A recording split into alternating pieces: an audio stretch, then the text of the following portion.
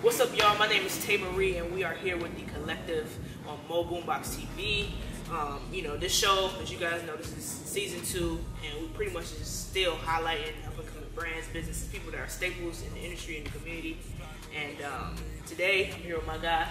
This is Biggz. What's up, bro? What's happening? Hey, man. So, I just wanted to come and spotlight you because I feel like when I was out in this area, even conversations that we had back in the day, those are things that still stuck with me when I moved to 804. So that's so. I feel like it's important to highlight those people, those brands, and those businesses. So I appreciate it, man. You always been a real one. You've been a good one too. So like, right. You know how we roll.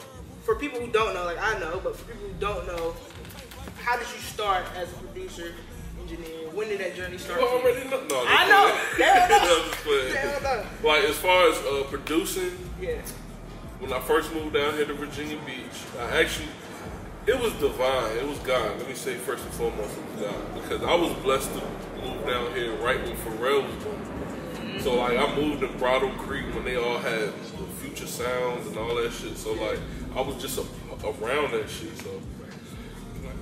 Yeah, you good. Alright, but my bad.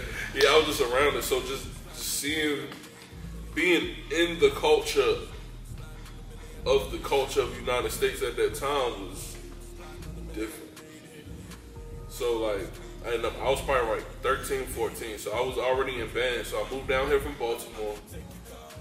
Baltimore, let me say it the right way, but they home, they be like, you country. Right. But yeah, down in Baltimore, and I moved down to Virginia Beach. I was in the band, and I ran into some guys out of the Bridle Creek area, Salem. No, it was a guy named Keith and Gerard. They were like in like a grade or two higher than us, but they was rapping and producing. And me and my cousin Butts, rest in peace, he was like the rapper and I was producing. Right. So you know, he keep, yeah, two that she's still doing his thing. That's my dude downtown Norfolk and shit. But he taught me how to make the beats, and my cousin was rapping with me. Right. So that's when you started at. That's when it all started. Did y'all kind of like see them as like your mentors at the time in the sense because they was already the doing it? I still look at two dash like that. He don't even know, but that's my guy. Like, yeah. Even with the engineering, it stemmed to the engineering because he was an awesome engineer. Like. He taught me how to sample and all this crazy stuff, like everything you could think of with producing. That's dope. I think for a lot of people in, let's just say the music industry, they all have like that person who may not be like mainstream, but somebody that influenced you from some jump, family, cousin, or the brother, or the sister, something like that. That's in everybody's stories. It is. That's where it comes from. Your environment influences. Fact. So outside of them. Were there any, because you spoke on Pharrell, you know, Virginia staples, right? Was there anyone outside of this area, and you know, right now in 75 right now, Virginia, but was there anyone who was maybe mainstream or who had just popped or something like that? Anybody else that influenced you? Lil Wayne. What? Block is Hot was my shit. And then fucking Juvenile 400 Degrees. Yeah. So of course Manny Fresh, like. Right.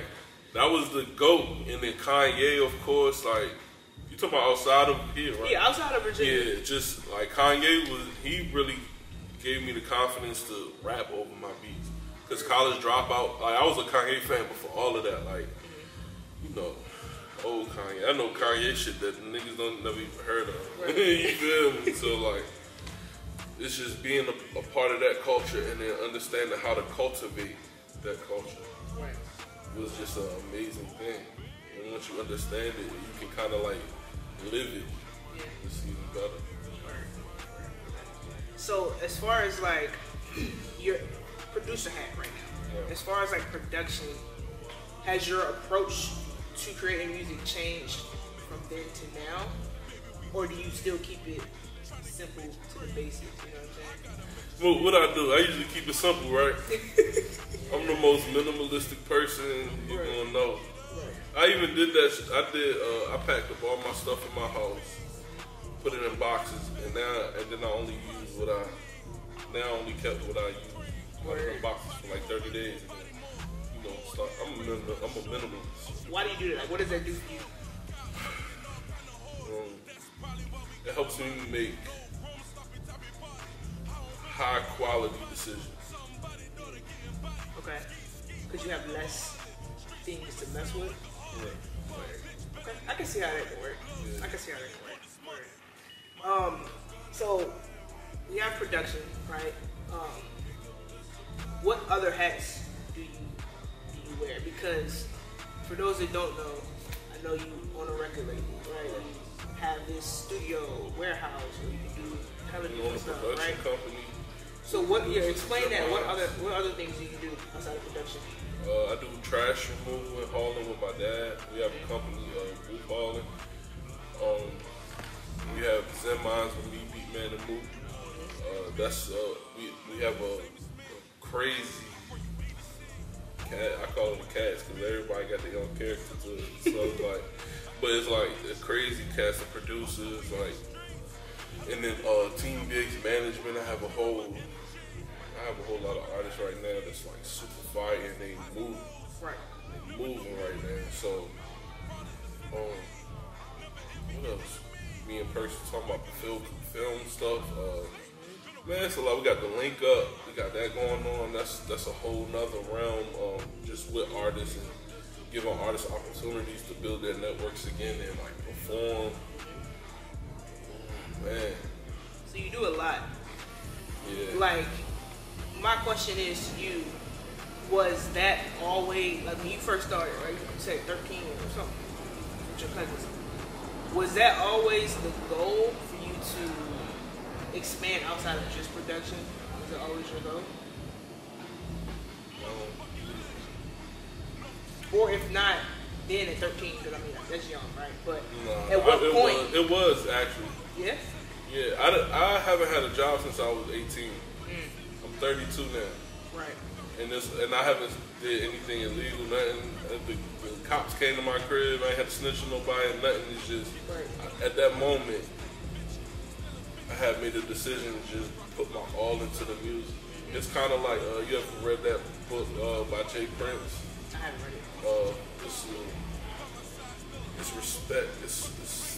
Man, my bad, big dog. The Art and Science of Respect. Right.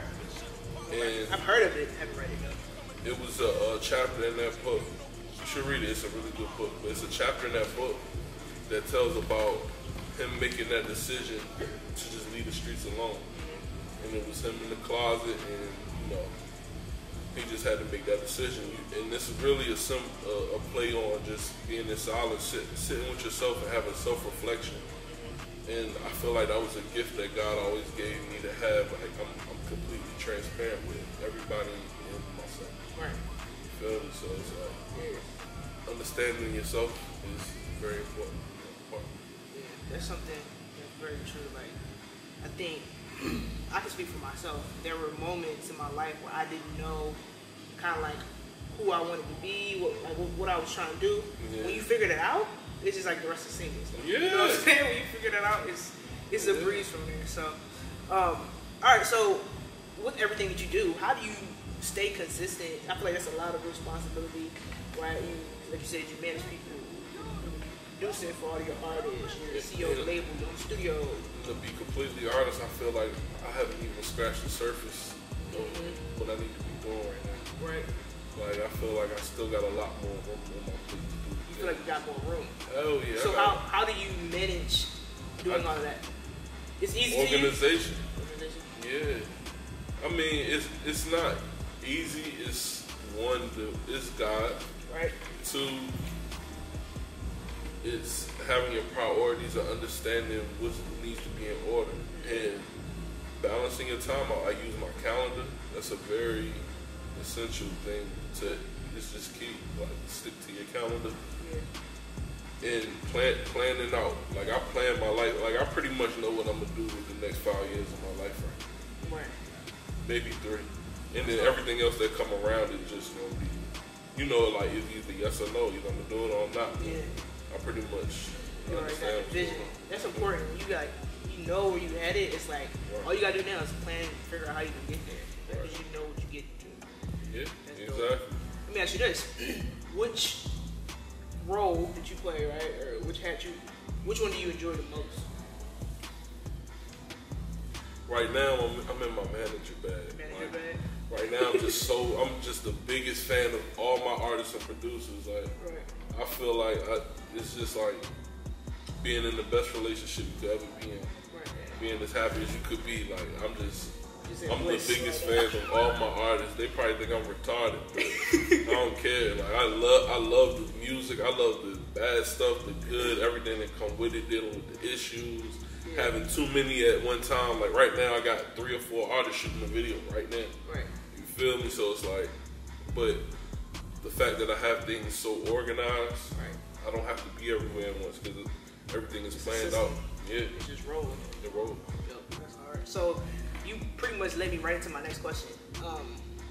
Who are some of your artists? Like, let people know who you working with right now. Alright, so who should I start off? Well, Biggz Stepper, that's my dude the God. He's going crazy. Germany Bad, Kilo Jones, Mills Corleone, King Soonji. Yeah, you remember Soonji? He got a banger right now called Sliding, and he about to drop a song with Sauce Walker. Oh shit! Next month. Going crazy. That's hard. Yeah, that's hard. So we working. Grinding. That was like I was working him like 4 years ago now. Like it's hard. Blue. I usually got my book South Cat. Yeah. I got a lot of artists, and they all doing well. And I even got some artists that don't even have songs out. Yayo, he fired. He just dropped his EP. Yeah. But I have artists that haven't even dropped a song yet. That I'm just having artist development and I'm training right now too. Word. So yeah. And they're all from this area, 7-5? No. Word. It's all different places. Like we got internet now. You think I'm about to be stuck in my city? Shit. Don't limit yourself. Yeah, no. No. Facts. Word. So I'm gonna hop into the BeatStar publishing deal. First and foremost, like, when did that happen? That happened April 23rd last year. Okay. Yep, and it's coming up. And we about to re-sign the contract now. Word. In April, yeah. So how did that come about? That shit was retarded. We was right here in this warehouse. Yeah. So I had got an email, and I'm like, is this like real? Like, it looked real, like iffy. Right. Then I just like from there they was like, nah, this is really this. So we talked for about like a month or two.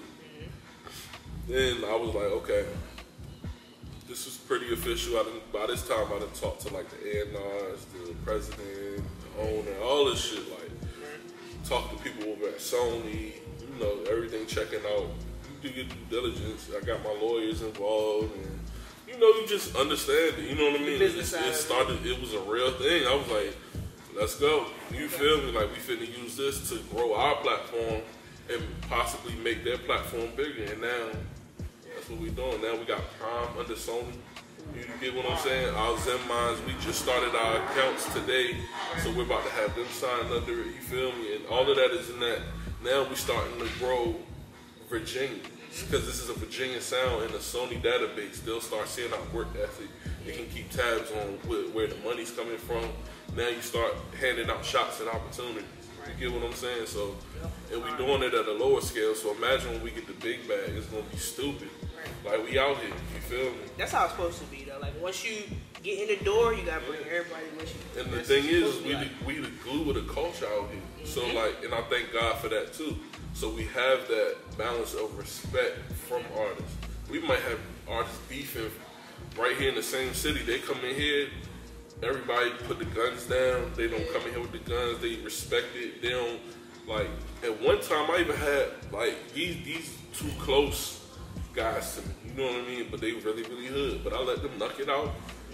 Go. You feel me? You feel me? Take it to old school, put the gloves on, do your thing, and then that's it. And that was a one-time thing. But like, teaching these young guys how to become men and young ladies how to become women in this industry and become a person and have an identity and a voice in this community.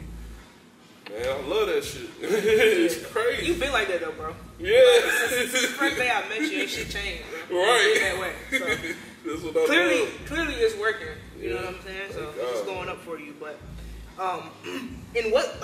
since being on the BeatStar platform, like, what are some of the ways that you've seen growth outside of like the deals and things like that? Just your production, period. Have you seen a lot of traction and growth Yes. With that? Yeah. Yeah. They gave me the sauce. Like, it's just it was up to me to apply it. And you know, if you know me, I'm gonna take the sauce and I'm gonna spread that motherfucker until it's thin as hell. We gonna figure it out. You feel me? So, yeah, marketing wise, like sound wise, how to even help put my artists out and put them in certain situations, and how to just choreograph the whole thing and make things work. And it's not always with them what they tell me. It's sometimes the things they don't tell me that help me figure out what I need to know. Right. Feel me? That's just you sit back being observant. Know it. Listener, like, again, watching been like everything. that. Been like that. So, all right. Well, what do you have like coming for us this year? And what are you most excited about this year? All right. So the link up probably is the most exciting thing. We did one in Atlanta. Okay, explain that too. Like, what is that? All right. So the link up. Me and my partner, Black Arback, came together. He came to me with the idea and was like, yo, we should do this, that, and the third. And then he just started putting shit together. So I was like, all right, bro, let's do it. So what it is the first day we do a link up, we come together, network. Right. Second day, we do a showcase. Invite only. It's exclusive only though, private. Then the third day, we usually either do a brunch and a beat battle, or we'll just do a brunch or a beat battle. And then we'll bring that together. So the brunch is kind of like a Rock Nation type thing. Brunch where you come together, eat, we chillin', everybody congregating, get to know each other and building on the future from there. One of the artists from the Atlanta link up, she's over there with Boosie and Jay Prince now. We got, like I said, Soonji, you got Sauce Walker. So like, from the looks of it, Texas was a real big absorber of these link ups. So long story short, we did one in Atlanta, one in Virginia. Next one we have is in April. That's going to be in New York or New Jersey. My partner is up there right now looking at different venues. So that one, and then we have one in Texas and one in California. And we have a couple people that actually want to sponsor these link ups now. Like Spotify, we just put together a whole thing for them. So you shoot it over there, they're interested. Yeah, so that was like one of our top companies. We're super excited about that shit. That's big. Then we're talking to Netflix now about just documenting the whole thing and seeing these artists go from where they were to where they're at now through this system that we built. It's hard. So, That's what's up. So is this just like musicians, like artists, rappers, singers, producers? Is it all of it? Engineers? Is everything? Everything. So it's just like a complete link up. When we did the link up, it's executives, media. We have artists, producers. We have people playing music. Like it was just creative. It was for creatives. You get what I'm saying? So it's hard. Yeah. It's hard. So last couple questions here. Last year was like a rough year for everybody, right? With COVID, 2020, COVID-19. Did you see that? Like, did you feel the effect of that?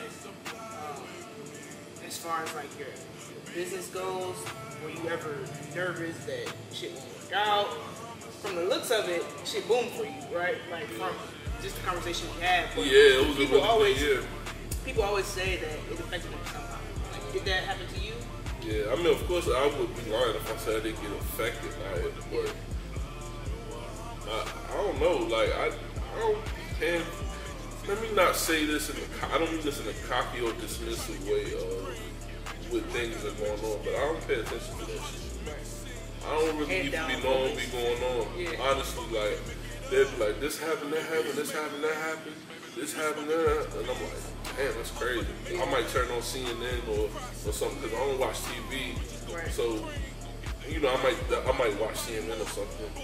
But yeah, I don't really, because I feel like as soon as I pay attention to it, I fall victim of it and it takes me off my focus. And when I look at it, I'm like, what was the whole point of me even looking that way anyway? Should have been minding my business. You feel me? I can't trip over my feet. You feel me? So, with everything that you have going on, all the responsibilities, then, you know, stuff's still growing right now.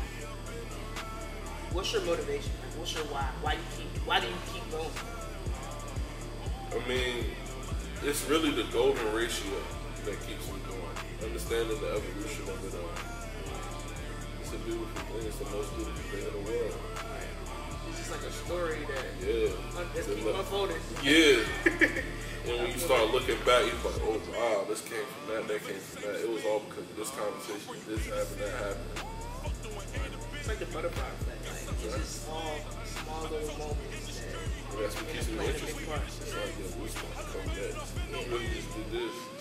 It's about to be next. You feel me? Like, it's the excitement of it. Like, I get up every day excited. Whether it's, even if it's just me and my kids, like, we just in the kid crib. Like, all of that, like, the evolution of my life keeps me going. It's going to be a story to tell at the end of the day. It's going to be great. Well, bro, thank you for talking with me. This was lit. Always. Let the people know like where they can find you and how they can connect with you. Hey, I'll find you if I need you. Hit me. Word, man. Yeah, I'll be in my bubble, man. If I really need something, I'll find you. You feel me? Word, bro. I am Tay Marie. I got Biggz right here. Hey. This is the collective of MOBoombox TV. Yeah.